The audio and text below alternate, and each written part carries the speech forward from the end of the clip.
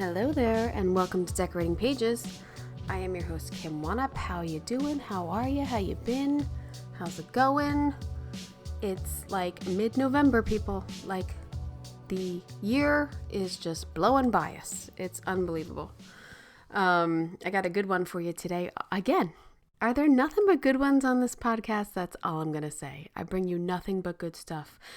Production designer Jess Gonchor talks about his new film Saturday Night, which captures the magic of the premiere of Saturday Night Live. And he's got some great stories about the sets and the research and the build. And he's got some great stories. And then I dork out about Capote with him because he did that. So check that out. Coming up in a little bit. But let's talk about, I kind of have a big week. I'm not going to lie, people. Not really. Well, sort of. My parents are coming to town and my kid's birthday party. So that's stressful. But on good things that are happening, Thursday is the premiere of A Man on the Inside on Netflix. So I hope you check that out with production designer Ian Phillips. And it is a story which stars Ted Danson, created by Mike Schur, about a older man who goes undercover. And it's a beautiful story, beautifully told, and some phenomenal cast members. Sally Struthers is perfect, put it that way. And then I'm going to blank on her name, but she played Shug Avery in A Color Purple, and I didn't realize that she was cast. And when I went on stage and saw that she was there, all in my, I just kind of welled up with tears because I just couldn't believe I love The Color Purple. I love that film. I know all the song. I know everything she sings in it.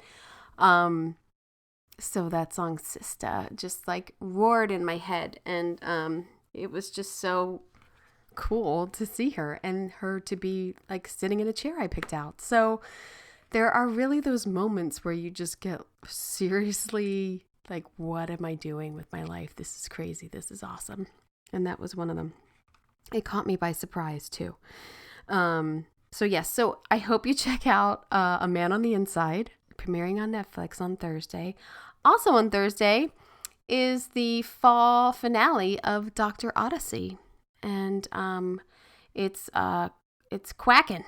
That's all I can tell. I don't know if they put out any previews of that yet. It's a hobby or a phenomenon, I don't know, of something I didn't know that goes on in the world. It's not sexual. I'm sure we'll get to that on Dr. Odyssey, but no. So it was a fun little design that we were doing with all those, and multiples and multiples and multiples in the pool, and you'll see, quack quack, you'll see. If you watch it, you'll see. So yeah, that's fun on Thursday. I have 2 things going on. That never happens. How does that happen? It's crazy. Let's talk about what I'm watching. What is Wanup watching? Wanup got out to a preview this weekend. Wow.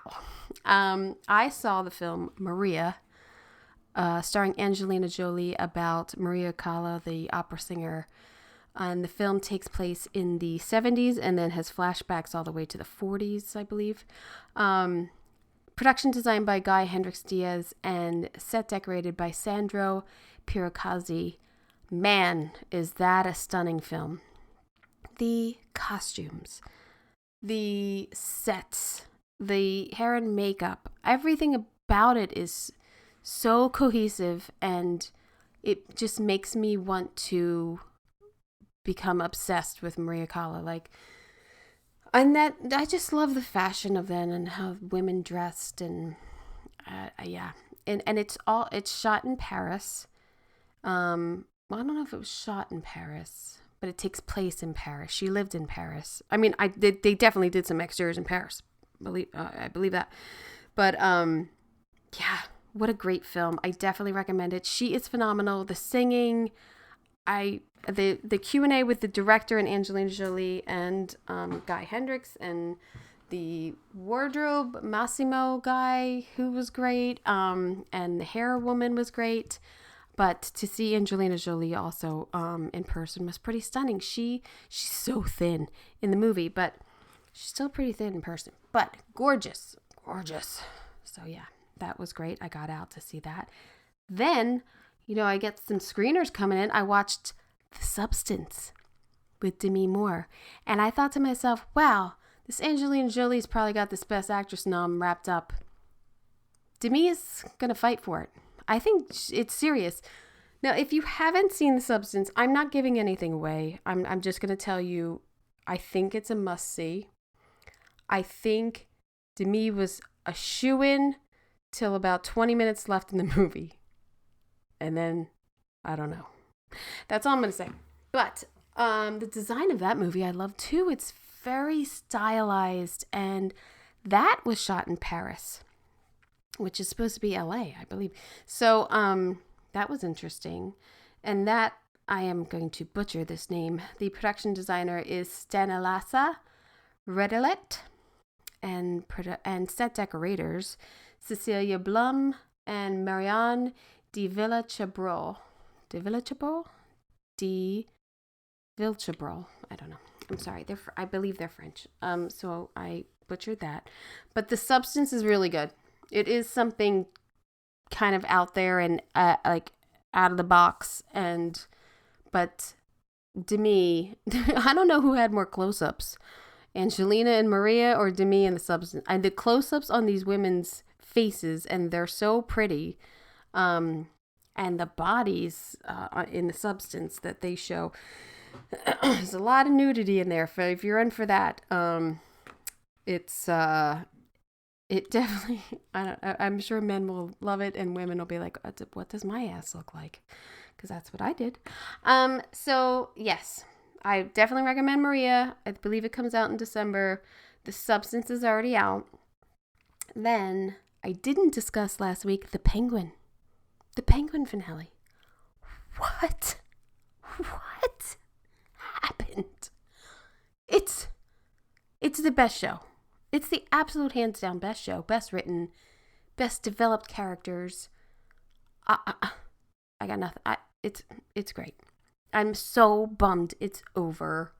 And who knows if it's going to come back. I have no idea. But production designer Kalina Ivanov and Rich Murray and set decorator and Rich Devine set decorator. Man, oh man.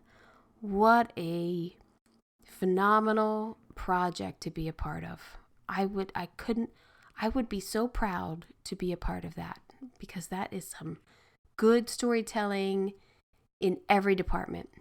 Just phenomenal. And I hope I get to talk to them about it and dork out about it with them. But yes, on a whole, it's 8 episodes on Max. Like, The Penguin is phenomenal. I don't know how else to make you watch it. Done. Another show that I started because I love season 1 is Bad Sisters, which is on Apple. Wow. That's another one.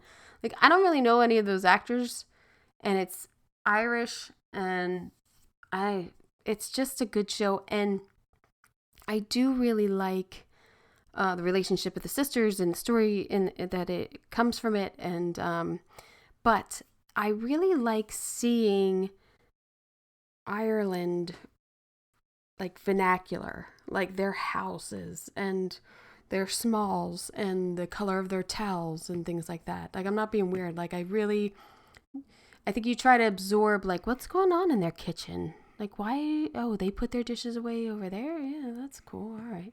I'm gonna butcher these names too. Production designer Candida Otten, and here we go. Forget it. Set decorator Vishakaha Argrala. No, I can't even spell it. You gotta look it up. I don't know if they're Irish. I don't think that's an Irish name. I don't know. But Bad Sisters is a good show. I'm just putting that out there. Sister Wives is another phenomenal show that you're not watching, and it's unbelievable. I'll talk about that. Let's remind you to check out the YouTube channel for all the videos of the podcasts and the sets that I and my guests talk about, because put some effort into that. Let's also remind you to subscribe and like and comment your little heart out on whatever platform you're listening to. I would really appreciate it. That would be a good Christmas gift for me, really. if you want to know what I want, let's just do that. Be set. Be good. But let's start it. On this episode, I am thrilled to give an interview of the behind the scenes look at one of television's most iconic moments. So in 1975, a producer named Lorne Michaels was about to debut a show that would become a cultural phenomenon called Saturday Night Live. This film, Saturday Night, takes us back to that electrifying night when the first episode aired. Production designer Jess Gonchor masterfully recreates the vibe of 30 Rockefeller Plaza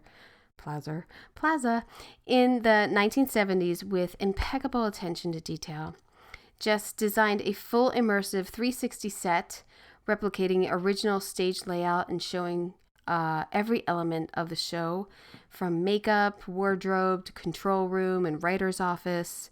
We dive into the challenges of building it all on one stage, not shooting it in New York, the extensive research project, and how Jess brought his pivotal night to life on the big screen.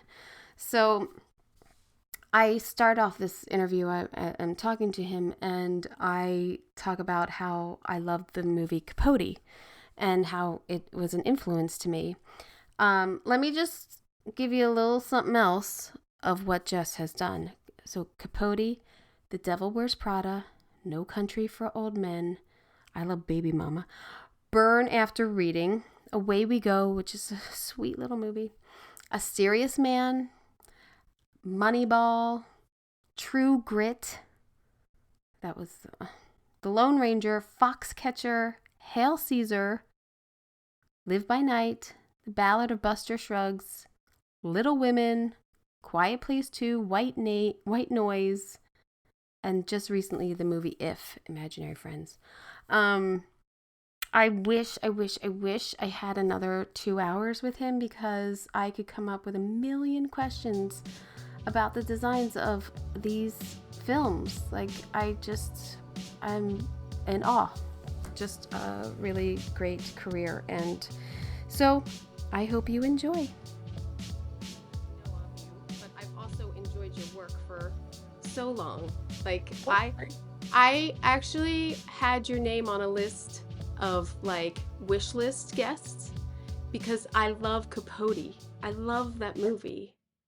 And I just have always adored it and adored the design of it and the subtlety and the color palette and everything. So just first wanted to tell you that you've been on my list. Like, because that was the first movie I designed. Well, you nailed it. And well, I look back at it sometimes and I'm like, oh man, nobody steamed those curtains. They were fresh out of like, I get a couple of things. Because we went to, it was literally like a $4 million movie. So I had like $200,000, and we went up to Winnipeg, Canada, and all lived. It was really cool because we all lived, rented a house, the director, couple of the cast, the DP. We all lived in a house, which was good and bad because it was just Yeah, pipe the whole time. It was like you couldn't get away from the movie. And right. it was only Yeah.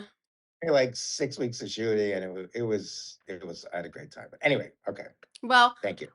I actually have a slide of it because I was meant to ask you at the end, but the scene where they're at that kitchen table and it's Capote and they're talking to the friend of the girl, and there's just like the outside, and it's so beautiful, like it's beautifully captured, and I just love that film. So thanks.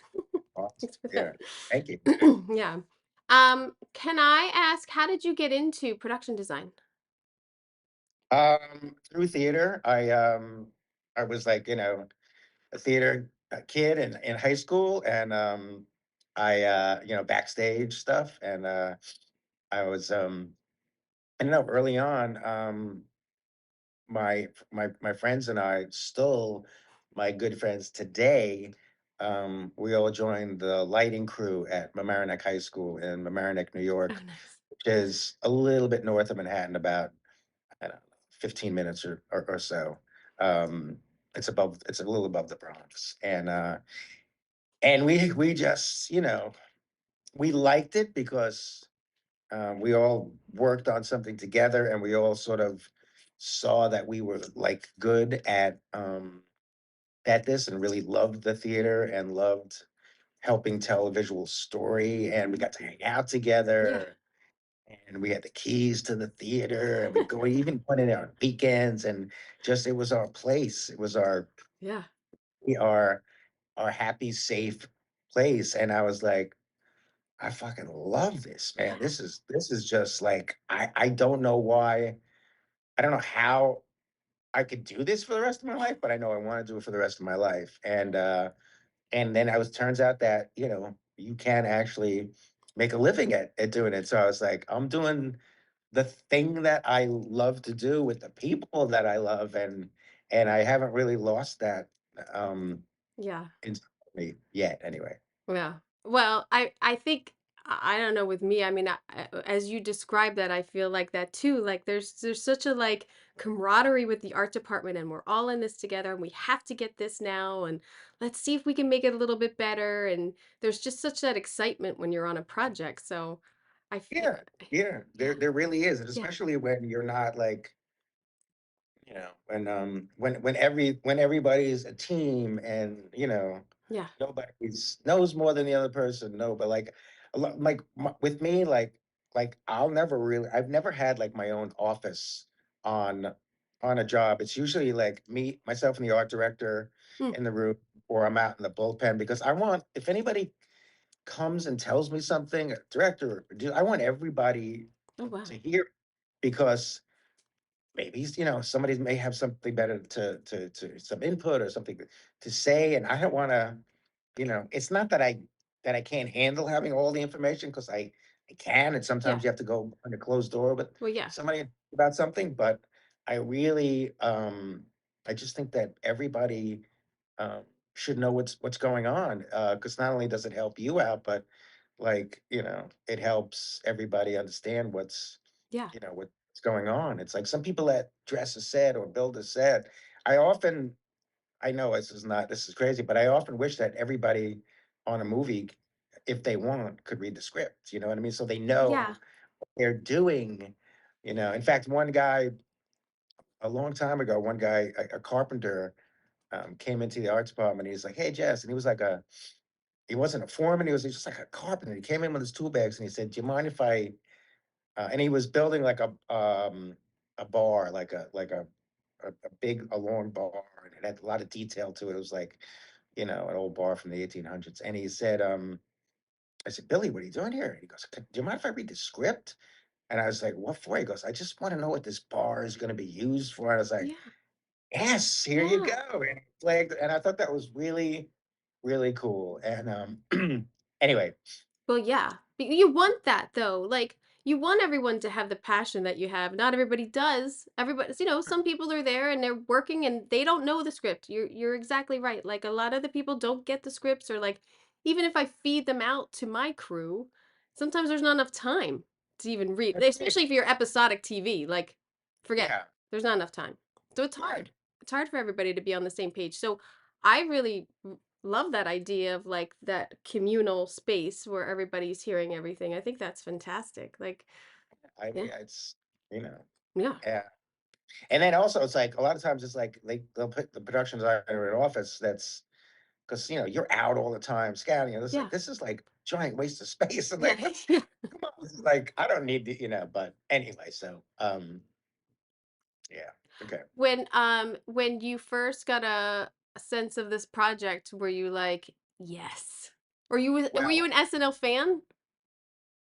definitely an SNL fan. Definitely. I mean, for me, and I think I spoke to other people, they sort of like go in and out of the show. So this has been going on for 50 years. Like, as a fan, I was watching it, like, when it first started, my parents were watching it, we were watching it. Yeah, And maybe I didn't watch it for 5 years, and then I picked it up again. And so it's been very present in my life. Early on, I was always into like who's gonna be the musical guest. yeah, yeah. And um my friend, his mom, worked for NBC in the 80s. So we got to go like a couple of times. If there was a band on that You I went? liked, like Elvis Costello or even the Grateful Dead, I was like, we happened to like get into like, a show, and that was amazing. So I was connected with it. I also um worked before I was a production designer, and this has been immensely helpful. I was building sets, and I was like, I did everything. I did everything on a movie set. I didn't do like, well, I guess I did do like set tech work and things like that on non-union Yeah. jobs. So I feel like I just like, kind of worked Moved my way. up. So then you know all the positions. I mean, it's always helpful. Like Yeah, you knowing what you exactly. do, you know what you can expect of people in that position. It's very helpful. It's very helpful. Yeah, Yeah. exactly. And and working in the theater and live shows, you have to do all that stuff. But I worked at a set shop in New York, and we did it was in the on the Lower East Side, and we did they had a set shop for the NBC set shop was at the Brooklyn Navy Yard in Brooklyn, but we were working in the satellite place in the East Village, and when they were too busy to do everything, they would job out No, yeah. something, was a sign or a desk or some flats or something for SNL. So I had been there several times in the late '80s, delivering scenery, Oh wow. and see, there was no freight elevators. Like you had to build everything super small and go up like the passenger elevator, and then put it together, or everything was like it was crazy. And then just like so a couple of times I got a a glimpse into that world um that Oh, was immensely helpful, and just so when I was reading the script, and I mean, I wanted to do the job no yeah. matter what, but it resonated with me. It was familiar to me, and it was a movie about scenery, and Jason, the director, really relied on me and asked me to help out with like how are we going to choreograph this with pieces of scenery going by and walking through environments and all. So I was super. I tell this to a lot of people. It's like with the things that we do. I mentioned before. You like I have to. You read a script and you're like either you're like, wow, I really want to do this. Yeah. Sometimes I read a script and I picture somebody else, another production designer to it. I said, "Wow, this is probably a movie for." So I swear, and then I'm like, then I know it's probably not for me. But I have done, there's a couple of movies I've done in my time. One was Moneyball because I'm Oh, a love huge it. sports fan. I love, even though it wasn't like a sports movie, but But uh, still. Yeah. yeah, I love it. And I also did a movie about kid getting bar mitzvahed called Serious Man, and I went through this whole like similar bar mitzvah experience. So I was like those things like really grabbed. And then this was one too. I just felt like sometimes you feel like you can make a difference, and Yeah. you're not being conceited or anything like that, but you really feel sometimes you feel like I'm sure you felt this way, like I Yeah. can, you know what? Yeah. I think I could really be an important piece of this job, and it's only because I've really lived it. So Yeah. And also too, because you like if it's Moneyball or if it's this, like you appreciate what you're creating so much that you want to do it justice. You want to make it perfect and you that's want to right. bring in your own experiences because you're pretty sure everybody else is having these experiences too. Like, Yeah, yeah. yeah. I mean, and that's right. It all comes from. I mean, our best creative work comes from, I think, like personal experience, Yeah. right? I mean, even Yeah. if it's a little piece of a set or a Yeah. color or something, it's always something that you have experienced. And as you get, older and you do more and more work, I think it just this stuff just that's it's really interesting because now that I'm talking about it out loud, it is like, the more you work at this job, I feel like the better you get Yeah. because the more experience you have. And I'm not sure that happens with every job because we just do, right? We go ahead in time, we go back Yeah. in time, we contemporary. So it's very mixed up, and everything's a little different. And we just get, a little bit more honed into the craft for as long as you do it. Yeah. So it's pretty cool. Yeah, it is. And I have said many times, like the amount of research that we all get to do on subjects we would never think about or anything, or it's such an educational job at the same time because you have to become an expert at what you're designing or decorating. Like it's awesome. If you're into history and research and everything, like this is it. This is great. Like, It really is. And the place you get to go and the like glimpses in worlds that, yeah, that people don't get to see. So yeah. um yeah, I love it. I'm gonna turn on this window here that I'm sharing with you. I'm gonna go view full screen. There we are. Um I so you were in Atlanta, right? Yeah. You did all of this in Atlanta. Were you bummed you didn't get to do it in New York City? I was really bummed. I Yeah. felt like I mean, I know why we shot it in Atlanta. It was because of, Yeah. Tax you know, cuts and budget. yeah. There wasn't one, like I said, there wasn't 1 ounce of this of the movie. It was all on stage. It was all on one big Yeah. 40,000 square foot stage. And we've got the, oh yeah, you got some pictures here. Yes, I have to Yeah. thank you for sharing pictures. Yes. I'm Yeah. always grateful, and I love looking because I'm in it, but I still love looking at people's, especially models. I almost wanted to go into model making, so Oh wow. I loved it. I was obsessed with model making for a while. So I love seeing. My son Zach, who works with me, he's the model maker. Oh, He's I'm like, yeah, jealous. yeah, to great work. and it's so helpful. I know 3D models are great. I know you can get the lighting and the texture and all that shit.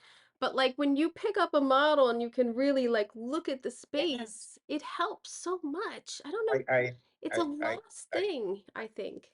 couldn't agree more. And I'll tell you something, and we'll get back to the New York question in a second. But when we were in Atlanta, and we were standing around this model with Jason and Eric, the DP, and myself, and they were doing some pickup shots of the last Ghostbusters movie. So Yeah. all of a sudden, in comes Dan Aykroyd. I was gonna ask you about this. I saw the video. It's amazing. It's Yeah. so heartwarming. But go ahead. I love it. It was just like I'd never had anything. It was like, holy crap.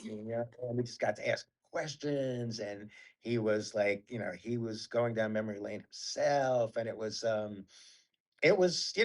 wild being able to actually talk to somebody that was there, episode one, which Right. we were, yeah, so it was cool. But yeah, but the New York thing, it would have been great to shoot it in New York, but I understand why, we went to Atlanta. Fortunately, um, at the beginning of the shoot, everybody, producers and directors, and they were like, Let's really try and do the exterior, the opening scene, and the ice skate and the Rockefeller Center ice skating stuff in Atlanta too." Oh, And I looked around and I pitched all these things, and they were gonna finally, fortunately, we all were like, I mean, we owe it to the movie oh and the yeah. and the audience to like, let's open this thing up at at the Marquee on 50th Street with Radio City in the background, and then we have to figure out a way to shoot there for 2 nights. It was only a 35-day shoot, Oh, so we have to shoot there for 2 nights. And fortunately, producers were great. They made it work, and oh, we that's shot good. outside that Marquee and the ice skating rink. Ice skating rink, we didn't get it all, so we had to rebuild some of it in on stage in Atlanta. But we got the majority of it on Oh yeah. location. So it worked out good. I had a really good crew.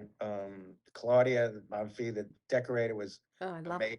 First time working with her, and we really, really hit it off. We really understood each other, and it was a wonderful experience. And she just crushed it. And it Oh, just is so many amazing. details. There's so So many many details in details. those sets. It's so amazing.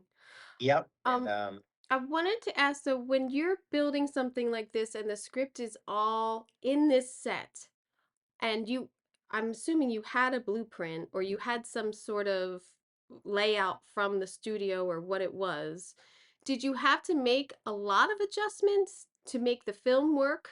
Or what the is, thing is, it's like, if I'm looking at this model here, you probably can't see my so like you see where the stage area is, like I'll say, let's say you're this? cutting this. All right, so that where your cursor is, that's all. I'm saying that's all the backstage. So So if you that and that's all the stage. that's a stage. Where those bleachers are, everything from there, back towards the elevator banks, which is that. I had no idea what Okay. any of that like. Right. um, there is a main hallway that's still there, but This one. it has a control room, but it doesn't have dressing rooms, makeup rooms. So like I couldn't get in any of those doors. We did go back there. I did see a show. Um like I don't know, a few months before we started, building, just so actually it wasn't a show. I got to see a rehearsal there, which was pretty That's great to awesome. see all that moving parts and everything. But I had no idea um what was happening. Once you went through those stage doors, it was somewhat evident. There was no blueprint of it, but I watched the old episodes. There was a couple of things online from the great Eugene O'Neill, who designed the for the he Yeah. passed away, but for 50 years, 49 years, Yeah. he designed. So it's a little bit of evidence of that, and just sort of watching what went on. But all the other things, we sort of have to tailor made for the scenes and the dialogue, and Weird. things like that. So it was that I tried to honor what was done, as best as possible, and then and what everybody saw, which is what you have up here, which is there's a curtain in front of it, but that's the iconic home base. That's the brick platform that they used to all the guest hosts deliver their monologue on, or for the first season anyway. But there's like a tenement apartment behind that curtain, like a Lower East Side tenement apartment, Right. and then to the right of that was like the first skit that they was Wolverines with Belushi. Yeah. And then there was the band area for, in this case, it was Billy Preston. So all those three things I knew I wanted to just, copy as best as I could. Yeah. Was And then there different color choices? I only after I watched the movie, then I went back trying to find the whole episode like on YouTube, and I could only find the skits. So okay. I thought to myself, well, if you're making a whole movie, your color palette is what it is. Like you're not it would have taken it out, right? Yeah, like if that stage was like bright yellow or something and your color Oh palette was yeah, yeah. I muted. mean, I Yeah. mean, I just read a lot of articles about it, and the the the production designer, Eugene, he'd never done any television before. He'd never done any movies. He was like at Trinity Rep. He was the in Rhode Island. I think he taught at Brown. He was the resident, set designer for theater. And I Mm, think Lorne and the producers hired him because they wanted something that was not was different than everything else right. on TV. Those times, everything looked like a game show, and everything was like, the Brady Bunch hour or the Yeah. Partridge. They had all these like things on where they were taking shows that were dwindling out, and they would put the cast and they would do like song and dance numbers and things like that. Kind of like the number we had in the movie. Yeah. I have that later, but Um, but um, but I knew that they wanted to make the stage and the sets look like it was, downtown New York and a gritty Greenwich Village looking, environment. So yeah, so those sets, I knew that they were just going to be like, you know, um, I mean, the Billy Preston thing was quite colorful in a I graffiti know kind of way, I but forget if I um, have that. I don't know if I have. Oh, you there it you have is. it in, Yeah. oh, there, right Yeah. there. So that I know because the Billy Preston, they actually did something similar on the first episode, but we kept it fairly toned down, and this is actually a bright picture of it, but it fairly toned down. But everything else on that stage wanted to look like you were in a bar in Greenwich Village or on a street corner or something Yeah. like that. And that was good because it separated it from the rest of the set, which was quite colorful and active and Yeah. and vibrant and bright or moody or just all these things. So it was really, I know that one thing that was important with Jason, he said we're going to be flying through all these environments, so it would be great if we could individualize all of them so they're recognizable, when we come back to them or if we come back to them. And so I try to really like put a lot of personality, or in some cases no personality in some I environments. think I But there's have none of this, the thing, like if you go back to that picture for a second, this one. one more.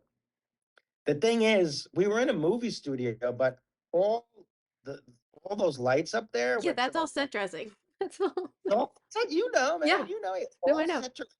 We had to create this a ceiling, and Eric Spielberg and Dan the gaffer, they would just it was awesome. They would just like, I have a very I started like I said in high school, I started out in lighting, so I tend to know, about lighting, but I do know You something know. about it.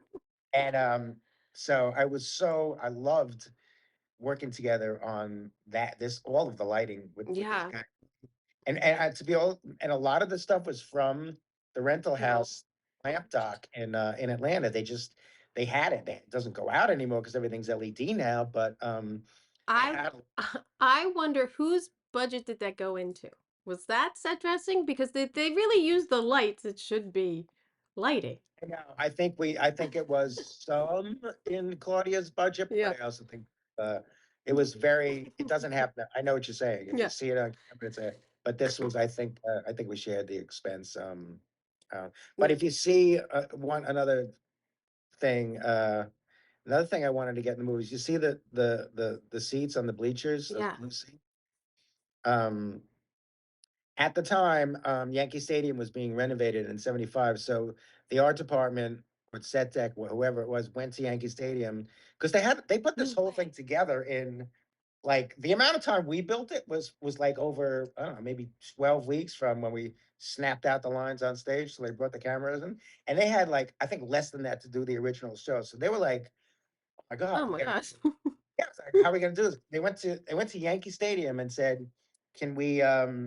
I know you're renovating the stadium. You have all these. You pulled up all the seats. Can we? Smart. Yeah, can we borrow So 200?" smart. And I guess Steinbrenner was like, "Sure, you can borrow them. Your show's not gonna work, so I'm sure we'll get them 50 back." years later. But they never got them back, and those are the blue seats from Yankee Oh my Stadium. God, I don't that's think Yankee. fascinating. Yeah, I thought that this was a, I mean, I just thought, oh, they have, like here, like we have multicam stages set up. that's right. So Yeah, I three just assumed cameras. those were there and this was a multicam stage that they used for this. That's crazy. That's No, great. that was the thing, man. It was just like there was so much detail to get in there. And everybody, the cast, I don't know, it's the one set. I've been on long shoots and on stages before, and they get really stale and people need Right. sunshine. This Yeah. was like, maybe it's because we had like John Baptiste doing music, and it was really people like and all the extras, they just came back every day. They hardly lost any extra, so people enjoyed the environment. Oh, It was that's fun. great. I loved his Carlin too. And it took me a minute to figure out who he was. And I was like, who is I was Yeah, like, oh my God, that's really I was good. like, if somebody should do a George Carlin biopic because he was just Yeah. He nailed it. amazing, amazing. I love And and the and art the Phoebe department. Snow too. Yeah, go ahead. And Go ahead. no, and the woman behind the Phoebe Snow was another musical guest. Oh She was yeah. great. She was great. I was gonna say I love I mean the scene putting the bricks in and the guys just sitting there watching them on their break and then finally Yeah, jumping in is so like camaraderie of television people and film people at their best. Like, all right, fine, we'll help you. Like, we'll yeah. watch you I, suffer for a I while. no, the brick thing was great when I read it in the script, and then it really did a lot of things. I think it clearly told a time frame, and time is running out. Yeah, So the bricks, and it was like a clock, like tick, tick, tick, tick, yeah, getting all the bricks in place before the last one. It also showed that they were real bricks, how difficult an undertaking this was, and the lifting. Like it's easy to put down a piece of linoleum, but can you imagine like pallets of bricks going in yeah, there with mortar? It's like it made it like a heavy like struggle. And then also, like you said, the camaraderie of people jumping in at the last minute because they were all of a sudden they're on board with this thing and they think yeah, it's great to make sure the curtain goes at 8 o'clock and make sure that the show goes on at 11:30. So it did. The brick thing was cool. yeah. At first I was just like, oh, this is going to be a great way of telling time, but it also had those other elements in it which were which were awesome. Did you? Because now I'm thinking, oh Christ, did you shoot in somewhat kind of order? Because then I'd be like, well, what version of the bricks are we seeing? Like, you gotta They keep that continuity. we had a lot of different versions. There was loose bricks, there was bricks on sheets of plywood. They came in and out. They were like puzzle Mm, pieces.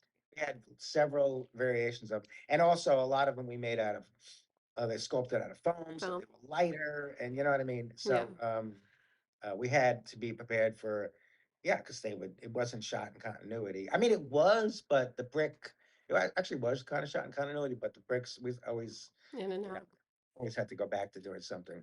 The lights crashing down gag, that's huge. I mean, that's pretty close to those actors. At least it looks like it. If it's not like CGI'd, but like that's a There was big one, stunt on a little stage like yeah, that. there wasn't one. That was the thing I also liked about this thing. There wasn't one visual effect on the whole movie. Nah, awesome. That's awesome. Yeah, these lights were they cast special effects. Dan Sudik and company special. Um, they were plastic. They looked real. They were able to have lights in them, and and it was, yeah, they were really really real. And some of them were rubber. It's And great. yeah, like and I was afraid, man, these par cans gonna bounce around. What's gonna You're so? really Yeah, but it worked. It worked. I think we only did it twice, and it that was it, and it worked, and it was great. Um, and it was, you're right, it was very close to real actors. yeah. That's commendable for them too, because sometimes they get skittish, sometimes they don't want to do it, and then you got to cut away. And I also love, which I don't think I caught in the film when I was watching it, but these are all painted on. Yeah, Like that's like yeah, just yeah. scenery. Everything. Like get it in there, get it out. Like we don't have Yeah, time. yeah, including the curtains and that Yeah, or I think it's all like, yeah, Trump law. Yeah, yeah. um, Oh, that's so great. yeah, yeah. Like I said, coming from the theaters, so, I mean, I've done a lot of. I've been fortunate to do a lot of sort of theatrical type movies, but this was special, man. Yeah, so it was. Yeah, we had a couple really good scenic artists in Larry Clark, who's like an LA painter, but he was one of these people that moved to Atlanta, or went to Atlanta on some movie like 10 years ago, and just stayed because he was Oh yeah. working on all kinds of huge. He was amazing. And then you got this vintage camera that I read was there's only two left, and one was in Atlanta. That's crazy good luck. Yeah. Well, the Chapman The crane was in crane. Atlanta. Oh, the crane, yeah. I think maybe the camera too. But yeah, where do you get those? I think what? I don't know, his history, or I don't know where she got it from, but I mean, I History. originally looked at a bunch of at history for hire, but I'm not sure. I know we got some stuff from there, but the Mhm. camera crane, the Chapman crane, that I actually think there's only two of as well, and that one lives in the studios we were at That's in crazy. Atlanta. It was wild. It was wild. It's such a thing, and I've had it happen many times. The luck sometimes of like set pieces or like, just things that like, Yeah. how do we have It, that? How did we get that in time? That's crazy. It yeah. works out. That happens all the time. I also love the underneath. I mean, I think these two to me dressed and layered so much are such a great visual. And then being able, you've created such a circulation throughout your spaces for these walk and talks. They're great Yeah. behind the scenes to Yeah. look at. I mean, it's kind of like what, when we build a set on stage and then whatever, like you'll go away to dress a set for, Yeah. a day or something, and the company is moving in that day, the day before you shoot, and there's no space left to walk, and everybody's in every little, nook and space, and like, how did all this, you can't even, I No, just left here like 48 hours ago. Now I can't I even can't walk. move. You got to climb a thing and go. It's like all these things. So I knew that we had to create that and a sense of history of the shows that were in Studio 8H before, like the Kraft Macaroni Hour and stuff like that. Because the whole thing, one of the concept that I sort of grasped onto was like, this was just like they were borrowing a space to try a show out that everybody thought would fail. Right. So everything, the stage hands, the lighting guy, the AD, like everybody was like, came with, they were like all house people. They came with Right.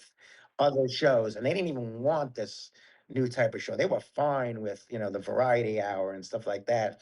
And so I tried to get a sense of history, both Claudia and I, and she did, try to get a sense of history of other productions in there, but also, this show, and it couldn't be too, because now if you go to SNL, it's all the scaffold's still there, but it's all completely walled in.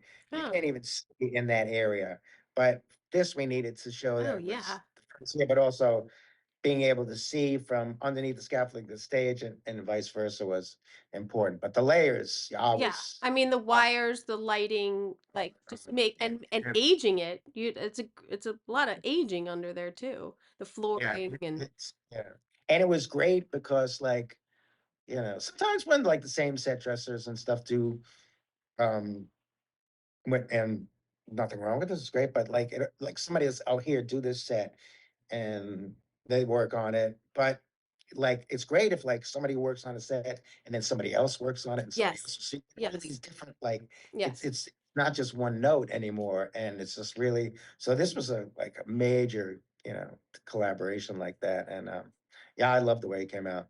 And then the hallways Yeah. which So this is hallway is still there. The main hallway from the elevators. And it's very formal. It's like kind of hasn't been touched that much mm, since studio was built for actually Arturo Toscanini, the conductor with the NBC Orchestra. They had like a live radio show from there, and it was that stage was built for oh him. wow. And so this is like a really, like a tuxedo, like a formal sort of hallway that is not this fancy anymore. They've kind of like lost some of this character, but it's still like an upscale. This is where the audience goes in, Mm. but also it's where you load in the scenery. It's like the same thing. It's crazy. That low, that door, that like Yep. 8-foot door, that's your scenery door? Yep. Or Yep. not even 8 foot. We It's had, probably seven we had a three. great elevator in the set on stage, but that doesn't exist. And because you needed to just open that freight Yeah. elevator. So it doesn't exist really. So that's something that we put in, but Oh, I'm yeah, this shocked. goes through this 8-foot door. I mean, I've never that's bucket list to go to SNL, but like I always thought there was like a big freight elevator that they could bring shit in. I didn't realize that the freight elevator leads through these doors and they'd have to bring scenery in there or anything. Yeah. That's Yeah. crazy. Yeah. Oh, that's crazy. I love the art deco-ness of like even like that building and 30 Rock and everything and bringing that into Yeah. here is really great. Yeah, and we felt like, and you could see in your photo here on the left, there's a set of double doors with a blue um, Oh, here, yeah. door, and that wasn't there in '75 either. There is a hallway there similar to that now, but it wasn't there in '75. It was everything went down this main hallway, but in our movie, it was like we had these kind of like a crossroads. Like either you're going either it's history or you're making history. Mm. So Oh, wow. it's like a crossroads. If you look at like the first shot where Lorne is there's a hesitation moment where he could walk to the stage down this deco hallway, which is the easy path, or he could take that other path to the left where that was like the backstage of it all. And that's where the inner guts of the whole Yeah. production was working. So that was a decision that we made early on, and it was I loved it. I loved it. It's great too because when you in the film when you're walking down all these hallways and the doors are open, you're seeing like, oh, makeup and there's costumes and there's the executives and there's it's Yeah, just you're feeling the energy. That's one of the things too. It's even though the time is ticking throughout the movie, the energy is always up in this film, which is hard to yeah, do. It's hard, even in the small state, like it's the energy is always up when he's in this control room. It's crazy. yeah. It's like it almost makes you sweat. No, I know, and I know I'm sure you've done control rooms before, and this 1975. I could tell you that there's nothing that works from 1975. Nothing. I mean, and and maybe a monitor or something like that, but it's like, you have to get all this. It was like 50 monitors in there, Yeah. and wanted them all. Nothing I was have burned in. that. It was all shot practically, and whether it was a live feed from one of those cameras that we got, or a commercial, or footage that was already shot, everything was synced up, and we shot it on film, 60 millimeters. So everything was synced up, and it was all real. So it was really hard to get all those monitors. You Yeah. know what I mean? So Oh my then you God. have to Yeah. build all those The fake fronts, brackets. Yeah. bezels, or the glass. Bezels. Is that what it is? Bezels? Yeah, bezel. Bezel Yeah. or something like that. Bevels? Yeah, bezel or bezels. Yes, I've built them before. Now I forget what they're called. No, I'm sure, and they're all so each one is it's like a big deal, and they have to have lights on them. It was the control room was a, as you know, having done one before, it's Yeah. massive undertaking. And then you gave this texture though on the back wall of all these papers and everything, and I just love and the old tape. Like I was like, oh my God, I have to. I I mean the wall texture is interesting too, and it gives you a sense of period. But for you to, Yeah, but then it's completely covered almost. So I love yeah. that We choice. had it, and I looked at the wall, and it was that old perforated acrylic Yeah, tile, here. which is cool, but also Jason didn't want, like, and the real control room, they're painted like black, you know Black, what I mean? right? Yeah. Dark, or dark, color or something like that. Um, but we really studied the control room in that movie Network, Oh and yeah. which was like, I was like, it was white like this, and but it still was very sourcey, and so I really wanted to do that, and everybody was on board with that. And then when I like saw the wall in the back, I was like, all right, let's just. And Claudia had rented a bunch of stuff, and you pull open a drawer, and she got all this paperwork, two old schematics, and old uh, uh, call sheets and crew lists, and she and I decided that let's just try and put some of this on the back wall, and then it grew to like the whole. The- I don't know where she got all this cool paperwork from. I know that they made a lot, our graphics department and the set deck PAs and just everybody, Yeah.